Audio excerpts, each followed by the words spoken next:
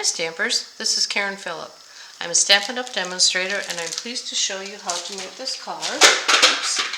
And this is the card, and the technique is called altered strips. So these are the strips that I have altered and made this cute little card. For your sample, you will have a couple leftover strips, and then this is how I just put 2 on because that's all that I had left, and that's how this will go. So you will need a piece of, to do the technique, you will need a piece of cardstock 2 by 3 3/4, and this is, I'll do this on the mat like so. And you will need some strips from this is in the annual catalog 24-25, and this is wonderful paper. It's called Country Woods, and it has all kinds of really country looking barn sort of ideas, and this is the stripe. So what I did is I took the piece, this was 12 by 12, and I cut off a 1/2 inch strip with the stripes going this way, but you want the 1/2 inch strip on this side, or this side, whichever way you cut. And I cut 2 of them for this particular card.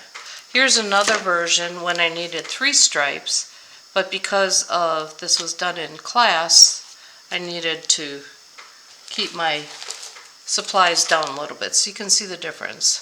One's wider than the other, of course. Same look though. Alright. So here are my strips. I have 2 of them. They're 1/2 inch by 12. So I will put adhesive on the 2 by 3 3/4 inch piece. 4 rows is fine. And I will start with one side. You can start left or right, whichever is easiest for you. I start on a corner, to kind of get closer here. Start on a corner and just set it down, like so. So this is, you can see it's like that. I'm going to trim that off at the edge, and it doesn't have to be straight because we can chop off the excess. Now if I were to put this directly like so, your lines will line up, and you don't want that. That's why you want altered lines. So now what I'm going to do is make sure that the next piece I do will be about halfway in each thing. So now I have a little piece here and the bigger piece here. So I'll trim that off. And then the third piece I have off of that particular 12-inch piece, I'll just be able to do that one even at the top again because they're altered. And then I need my second strip then for the last piece. Again, you want to alter it like so. So you can see that all the strips are kind of there. They are, not kind of, they are all uneven. And so I have some leftovers on each end. So I'm just taking my little trimmer and trimming that so that it's straight.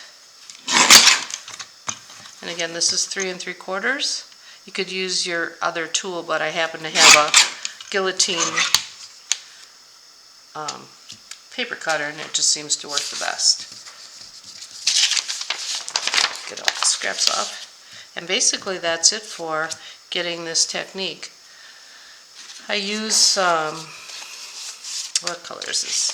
Misty Moonlight and some petal pink. Attach those together, put my piece that I just made here.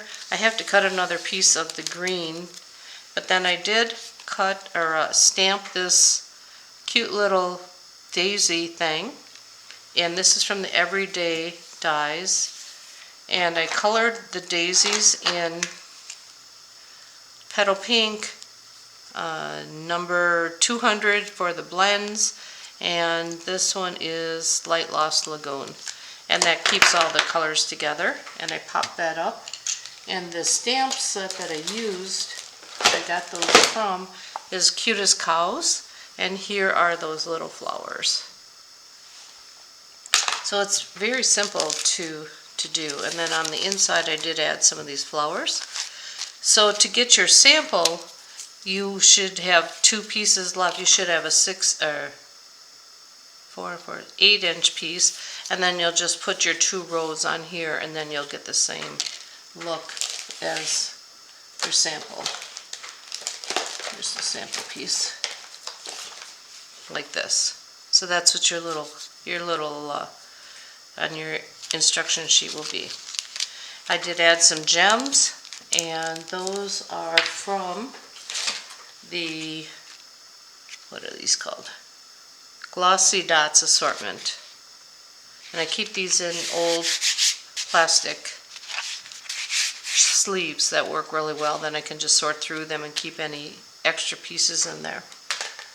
So that's it for this card. It's pretty simple, and I hope you enjoyed watching me make it, or portions of it anyway.